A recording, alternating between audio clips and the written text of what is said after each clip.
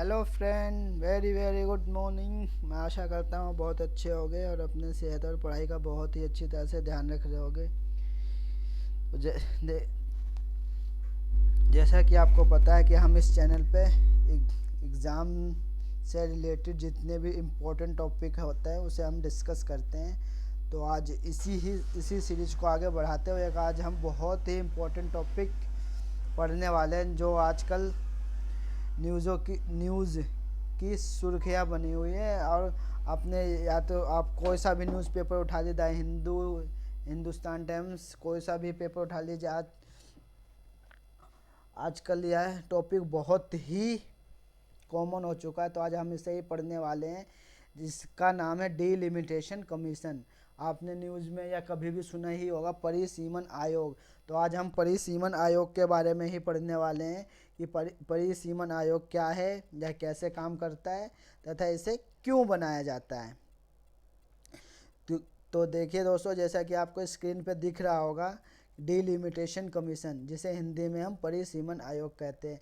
परिसीमन आयोग एक आयोग है जो हर सेंसेक्स यानी हर जनसंख्या के बाद बनाया जाता है, जो गवर्नमेंट ऑफ इंडिया के द्वारा बनाया जाता है, जो किसी भी स्टेट की बाउंड्री और लोकसभा तथा राज्यसभा की सीटों का निर्धारण करती हैं। तो जो डिलिमिटेशन कमीशन है, इसका जो बेसिक कार्य है, जो प्रमुख कार्य यही है कि किसी भी राज्य की बाउंड्री को निर्धारित करना और उस राज्य में कितनी लोकसभा की सीटें होनी चाहिए, कितनी राज्यसभा की तथा कितनी विधानसभा की सीटें होनी चाहिए, यह निर्धारित करना होता है। जो इसका जो मेन कार्य यही है।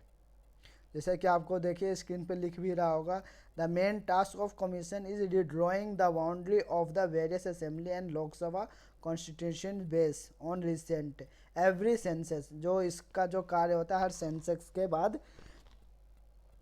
हर सेंसेक्स यानी हर जनसंख्या के बाद इसका कार्य होता है। और इसे कौन बनाता है? इसे गवर्नमेंट ऑफ इंडिया बनाता है, जिसका अपॉइंटमेंट भारत के राष्ट्रपति के द्वारा किया जाता है। इसका जो मेन वर्क देखिए दिखा हुआ है, ये टू प्रोवाइड इक्वल। और ये जो परिसीमन आयोग है, यह जनसंख्या के बेस पे किसी भी राज्य की बाउंड्री तथा उसका यहाँ की सीटें निर्धारित कर। जैसे कि आपको ये दिखा होगा, ये लिख रहा आप, मैंने हाईलाइट कर, the provide equal representation to equal segment of population. जो ये परिसीमन आयोग है, इसका मेन वर्क यही है कि इक्वल पॉपुलेशन के हिसाब से यानी बराबर जनसंख्या के हिसाब से उस राज्य उस क्षेत्र में बराबर सीटें होनी चाहिए, जिससे विभिन्न राज्यों के बीच कोई विवाद ना उत्पन्न हो। क्योंकि कई राज्य आपने न्यूज़ में सुना ही हो कि कई राज्य हर बार यही कहते हैं कि हमारे क्षेत्र की लोकसभा सीटें या राज्यसभा सीटें या विधानसभा की सीटें बढ़ा दी जाए। तो ये जो परिसीमन आयोग है, इसका मेन काम ही यही है कि पॉपुलेशन, वो किसी भी जिला या किसी भी राज्य की पॉपुलेशन के हिसाब से, पॉपुलेशन बेस ऑफ पॉपुलेशन है, जनसंख्या के हिसाब से वहाँ की सीटें को निर्धारित करता है। और ये जो परिसीमन आयोग है, ये आयोग है जो इसके बनाने का पावर कहाँ से लिया जाता है? तो जो इसका पावर है, हमारे संविधान में इसका जिक्र किया गया है, आर्टिकल 82। ये देखिए मैं आपको दिखाता हूँ, ये बहुत ही इम्पोर्टेंट है। इसे तो आप वेरी वेरी इम्पोर्टेंट मार्क कर लीजिए। हमारे संविधान का आर्टिकल 82 है। यह प्रेसिडेंट को पावर देता है कि वह इस आर्टिकल के तहत, आर्टिकल 82 के तहत परिसीमन आयोग हर सेंसस यानी हर जनसंख्या के बाद सीटों का निर्धारण करता है तथा किसी भी स्टेट की बाउंड्री का निर्धारण करता है। और सेम ऐसे ही आर्टिकल 170 जो 170 है, उसके वह हमें यह प्रोविज़न स्टेट के लिए प्रोवाइड करता है। तो आपका एक क्वेश्चन यहीं से बन जाता है कि परिसीमन का आयोग भारतीय संविधान के किस अनुच्छेद द्वारा किया जाता है? तो आपका आंसर यह होगा कि परिसीमन आयोग का गठन आर्टिकल 82 के हिसाब से सेंटर के लिए तथा आर्टिकल 170 यानी 170 आर्टिकल 170 के द्वारा स्टेट के लिए परिसीमन आयोग का गठन किया जाता है। और एक बहुत ही इम्पोर्टेंट बात मैं आपको बताना चाहता हूँ कि जो परिसीमन आयोग है इसने जो भी बातें अपनी कह दी, यानी जो रिपोर्ट जो सीटें इन्होंने निर्धारित कर दी, उसको हम किसी भी कोर्ट में चैलेंज नहीं कर सकते हैं। ये देखिए, very very important. The delimitation commission is the high power body whose order have the force of law and can not be called in question before any court constitutional provision. और यह इसे power जो दी गई है constitutional power है, यानी संवैधानिक power है कि अगर परिसीमन आयोग के ऑर्डर पे किसी भी कोर्ट में या कोई भी क्वेश्चन नहीं पूछ सकता है। और जो परिसीमन आयोग है इसका जो अपॉइंटमेंट होता है वो भारत के राष्ट्रपति के द्वारा किया जाता है। तो एक क्वेश्चन आपका यहाँ से भी बन जाता है कि भारत किसके द्वारा परिसीमन आयोग का गठन किया जाता है। तो परिसीमन आयोग का गठन भारत के राष्ट्रपति के द्वारा किया जाता है और ये तीन सदस्यों की एक कमेटी होती है। तो एक क्वेश्चन आपका यहाँ से भी बनता है, बल्कि पीछे किसी एग्जाम में आया भी है कि परिसीमन आयोग में कितने सदस्य होते हैं।